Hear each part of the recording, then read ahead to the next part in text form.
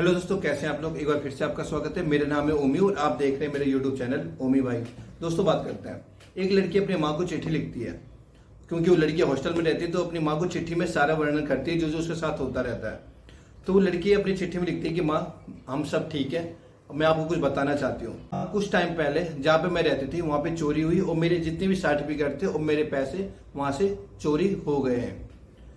तो उसकी माँ जब ये पढ़ती है तो उसकी माँ थोड़ा परेशान हो जाती है, क्योंकि वो एक बहुत बड़ी प्रॉब्लम थी कि लड़की के सर्टिफिकेट सारे चोरी हो गए हैं।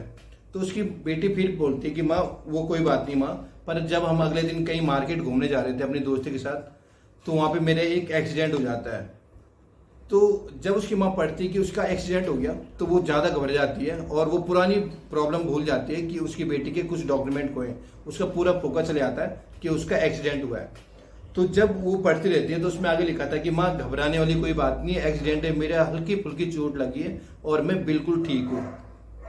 अब उसकी माँ जब ये पढ़ती है तो उसका थोड़ा मन शांत हो जाता है और वो कहती है कि माँ जिस लड़के ने मेरे को हॉस्पिटल पहुंचाया वो हमारे ही जहाँ पे मैं रहती हूँ उसी के मोहल्ले में रहता है और वो बहुत अच्छा लड़का था। और उसने क्या करा, उसकी पूरी हेल्प करी, हॉस्टल में ले जाया, घर लेके आया और उसकी पूरी सेवा करी। क्योंकि और माँ कहीं ना कहीं जो वो लड़का था उसकी और मेरी दोस्ती आज की डेट में काफ़ी अच्छी हो चुकी है और हम सोच रहे हैं कि हम आगे जाके शादी करेंगे। जैसे उसकी माँ ये न्यूज़ पढ़ती है तो वो पुरानी सारी प्रॉब्लम भूल जाती है कि उसका एक्सीडेंट भी हुआ था या उसके सर्टिफिकेट भी खोए थे, पर उसको एक नई टेंशन हो जाती है कि उसकी लड़की किसी लड़के के प्यार में है और उससे शादी करना चाहती है।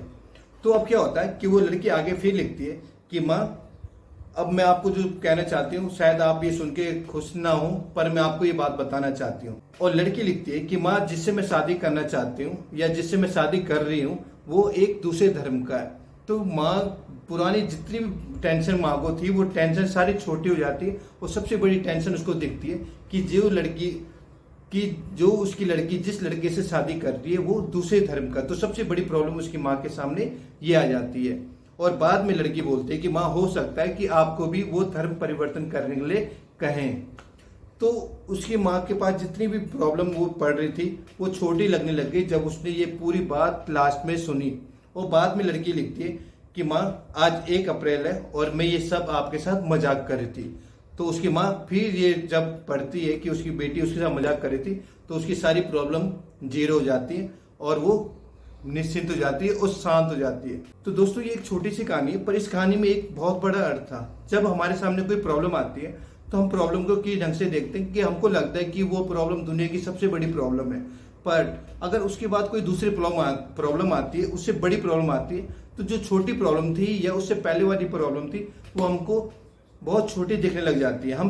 तो इस कहानी ने केवल हमें एक बात सिखाई थी कि कभी भी कोई प्रॉब्लम आती है तो उसको बड़ा मत देखिए, क्योंकि प्रॉब्लम हमें तब बड़ी दिखती है जब हम उसके सामने छोटे होते हैं या हमारा नजरिया उस प्रॉब्लम को कुछ ज्यादा ही बड़ा दिखता है।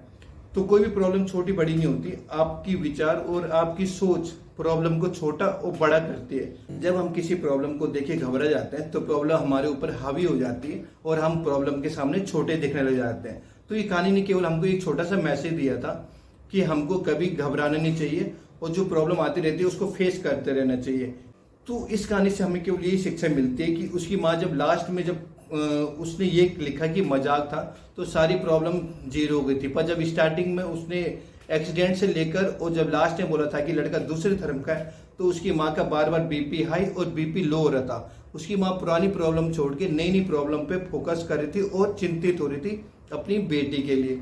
तो कभी भी लाइफ में प्रॉब्लम आती है तो परेशान नहीं होना चाहिए, क्योंकि प्रॉब्लम आती है और जाती रहती है और जो प्रॉब्लम इंपॉर्टेंट होगी, जो प्रॉब्लम वाकई में बड़ी होगी, उस पर हमेशा हमारा ध्यान रहता है और हम हमेशा उसके ऊपर खो जाते हैं। जबकि प्रॉब्लम के ऊपर इतना नहीं टूटना चाहिए और प्रॉब्लम को ध्यान से देखिए और प्रॉब्लम के अंदर ही सोल्यूशन होता है। कई बार ये हो सकता है कि आपको प्रॉब्लम के सोल्यूशन ना मिले, कभी आप इस ढंग से किसी प्रॉब्लम में हो कि आपको रास्ता नहीं मिलता है, पर हर चीज का रास्ता होता है अगर आप उसको शांत दिल से सोचे। और अगर आपको किसी भी प्रॉब्लम को सॉल्व करना है तो आपको बड़ा होना पड़ेगा उस प्रॉब्लम से। दोस्तों आपको ये कहानी अगर थोड़ा भी अच्छी लगे तो वीडियो को लाइक जरूर कर देना। अगर आप फेसबुक के पेज में देख रहे हो तो पेज को फॉलो कर देना और अगर आप यूट्यूब चैनल में देख रहे हो तो यूट्यूब चैनल को सब्सक्राइब कर देना।